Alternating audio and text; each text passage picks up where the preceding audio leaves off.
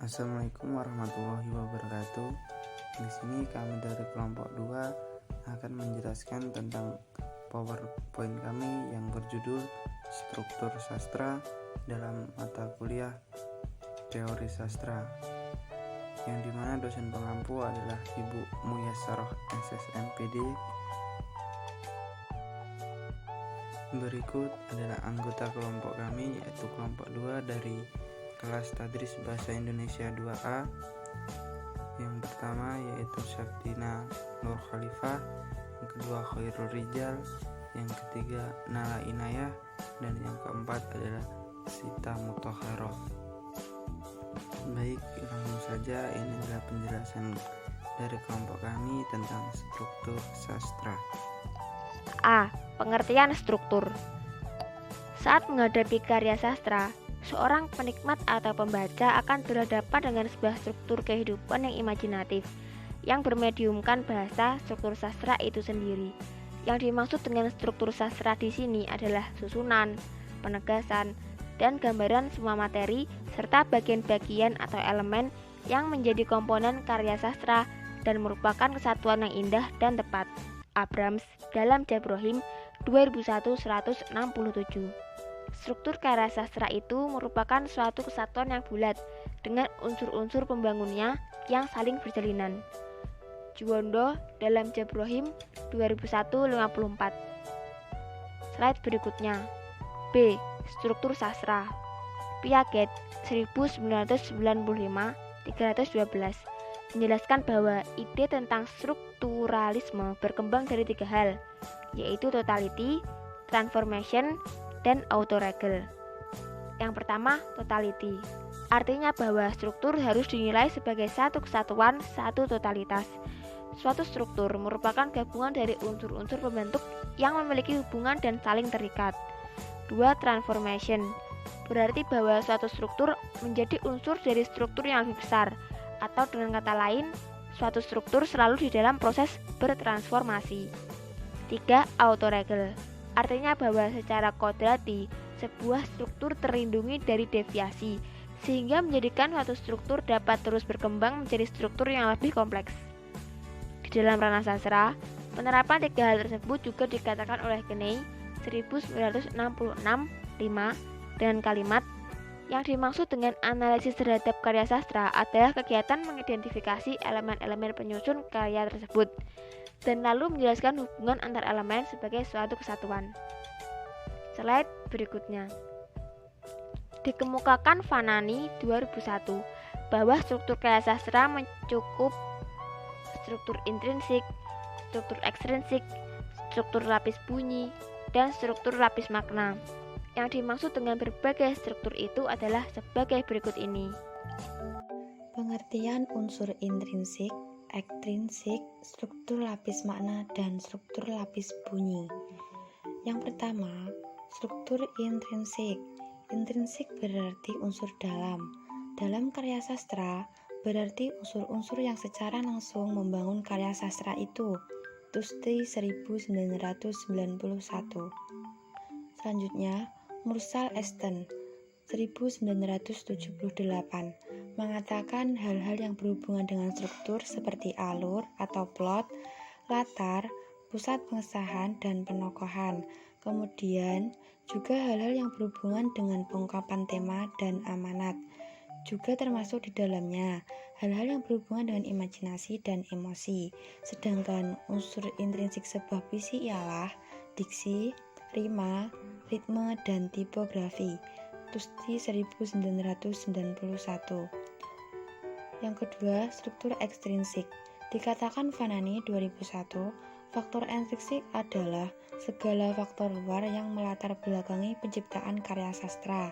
Ia merupakan milik subjektif pengarang yang bisa berupa kondisi sosial, motivasi, tendensi yang mendorong dan memengaruhi kepengarangan seseorang. Selanjutnya, struktur lapis makna.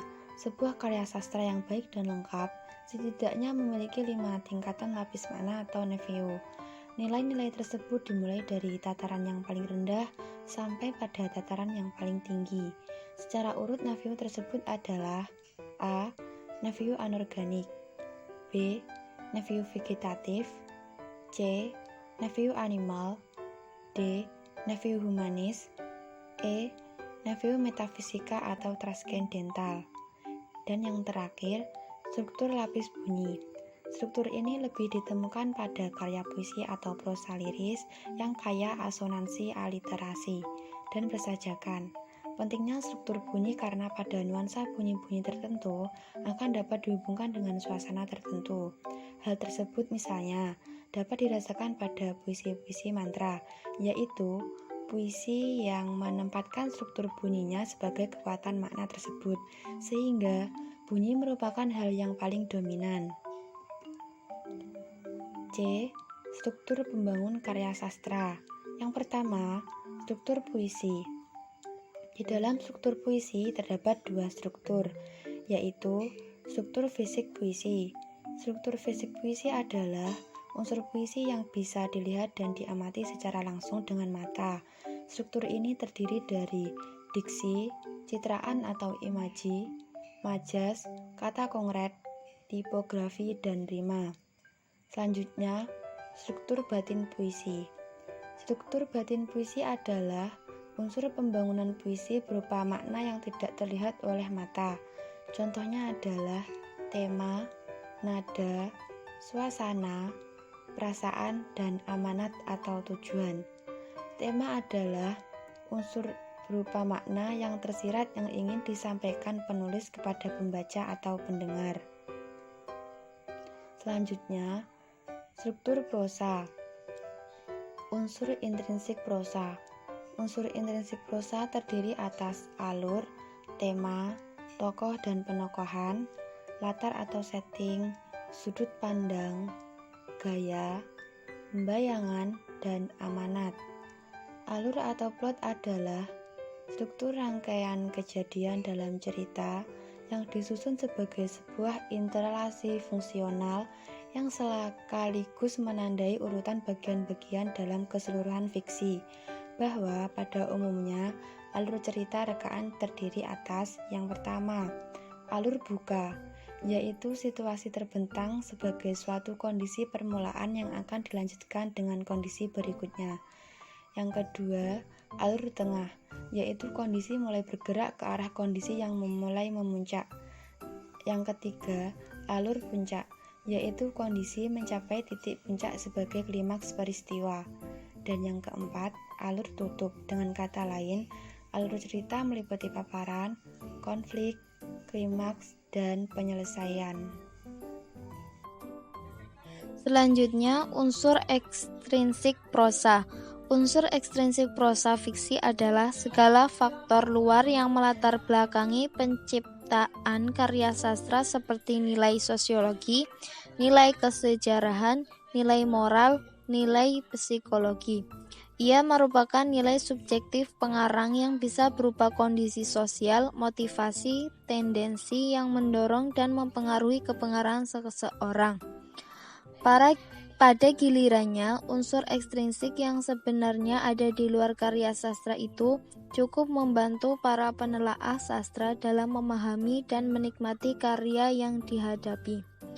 Pengalaman mendalam dan pengenalan unsur ekstrinsik tersebut memungkinkan seseorang penelaah mampu menginterpretasikan karya sastra dengan lebih tepat. Unsur tingkat nilai penghayatan dalam prosa fiksi adalah neveu anorganik, neveu vegetatif, neveu animal, neveu humanis, dan neveu metafisika atau transendental. 3. Struktur drama. Struktur drama seperti jenis teks lainnya, kita dapat membagi berbagai bagian-bagian yang membentuk sebuah teks drama. Bagian-bagian tersebut terstruktur secara sistematis dan dapat menjadi bahan pertimbangan dalam proses kreatif menulisnya. Menurut tim Kemdikbud tahun 2017 halaman 235, struktur teks drama adalah sebagai berikut. Pertama, prolog adalah kalimat atau kata-kata pembuka pengantar maupun latar belakang cerita yang biasanya disampaikan oleh dalang atau tokoh tertentu yang telah diset dalam teks drama. Yang kedua, orientasi merupakan pengenalan dan pengaturan aksi dan tempat yang meliputi pengenalan tokoh, menyatakan situasi dan cerita, hingga permulaan dalam mengajukan konflik yang akan terjadi dalam kisah yang dibawakan dalam drama. Yang ketiga, komplikasi atau disebut dengan sebagai bagian tengah cerita yang mulai mengembangkan konflik.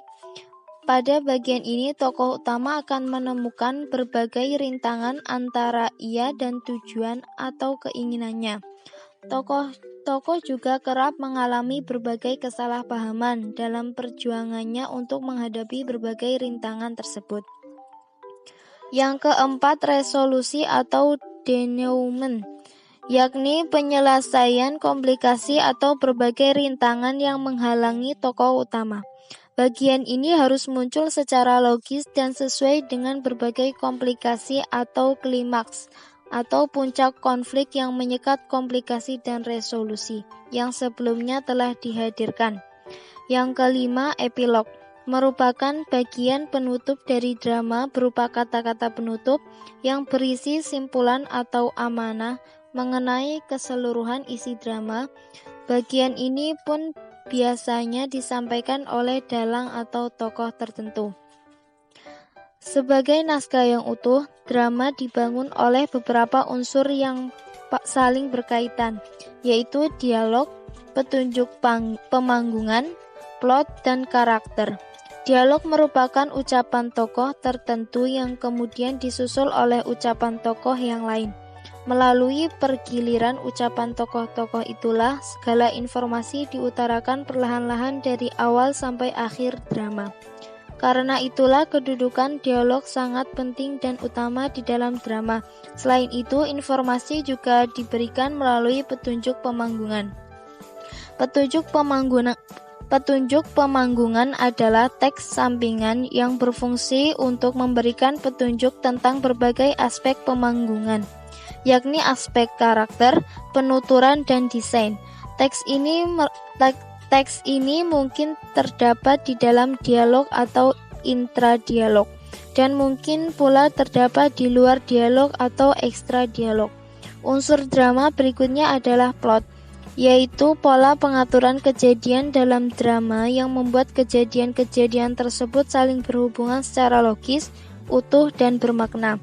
Kejadian-kejadian dalam drama tentu saja muncul karena adanya tindakan tokoh atau karakter dramatik dengan segala aspek psikis, moral, sosial, dan ciri fisiknya.